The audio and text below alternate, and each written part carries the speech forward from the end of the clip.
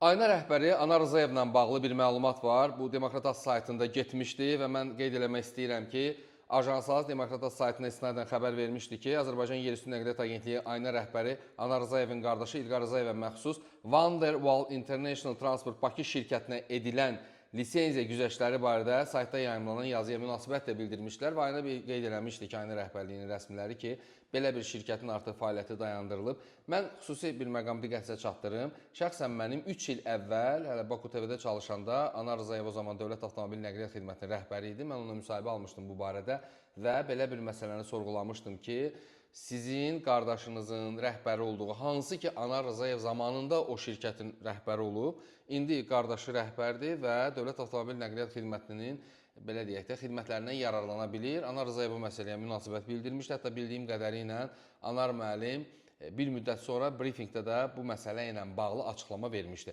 Öncə biz mediada bir məlumat var, istədim sizdən dəqiqləşdirim. Yalandır, doğrudur, siz açıqlayın bunu. 96-cı ildən qeyd edirlər ki, avqust ayında, 96-cı 2013-cü ilə avqust ayına kimi siz Niderlandın offshore şirkəti olan Vanderwall Transport Bakı şirkətinin baş direktoru olmuşsunuz. Doğrudur da, yəni məlumat. Offshore sözü doğru deyil orada, amma offshore doğru deyil, qalan doğru. Yəni Azərbaycanda olan bir şirkət offshore ola bilməz də. Bəli, Azərbaycan aydındır. Amma adının bunu qeyd edirlər ki, çünki Niderlandın şirkətidir bu və siz o şirkətdə rəhbər olmusunuz və bu daşımacılıqla məşğul olursunuz, düzdürmü? Və eyni zamanda hazırda bu şirkəti sizin qardaşınız rəhbərlik edir. İlqar Rzayev. Bu da doğru məlumatdır. Doğrudur.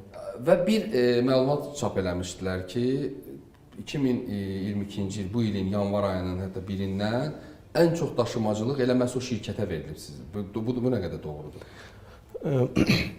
Əslində mən minnətdaram bu suala görə. Mən bunu cavablandırmaq çox belə həvəslə istəyirəm cavablandırım. Bəli, mən də Amma indi Demokratat saytında araşdırma aparıb və belə bir məlumat verib ki, artıq Anar Rzayev Ayna, yəni Yerüstü Nəqliyyat Agentliyinin rəhbəri olduğu dönəmdə də məhz vaxtilə özünün, amma indi qardaşının rəhbərlik etdiyi şirkətə yenə güzəştlər eləyir, şərait yaradıb, bu işlər gedir, bu proses var, amma Ayna bu məsələni təkzib elədi. Bundan sonra həmkarlarımız Demokratat saytı yenidən bir araşdırma aparıb və məsələni araşdırmaq üçün İqtisadiyyat Nazirliyi yanında Dövlət Vergi Xidmətinin elektron hesabında Vanderwall International Transport Bakı məhdud məsuliyyətli cəmiyyət barəsində araşdırmanın nəticələrini diqqətə çatdırıb. Məlum olub ki, şirkət aktiv vergilər ödəyicisi siyahısına daxildir. Baxmayaraq ki, Ayna dünənlərin açıqlamasını qeyd eləmişdi ki, 4 ildir bu şirkət fəaliyyət göstərmir, amma məlum olur ki, yox, şirkət fəaliyyət göstərir. Bu, Demokrat Azının araşdırmasının nəticəsidir.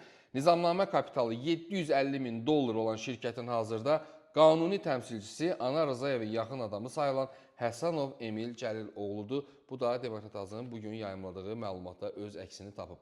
Hesab edirəm ki, Ayna rəhbəri cənab Anar Rzayev bu məsələ ilə bağlı açıqlama verəcək və bizim üçün bəlli olacaq ki, həqiqətən də yenə bu şirkət Anar müəllimin rəhbərliyi altında onun rəhbərlik etdiyi qurumun xidmətlərindən güzəştli olaraq yararlanırmı, yoxsa yararlanmırmı?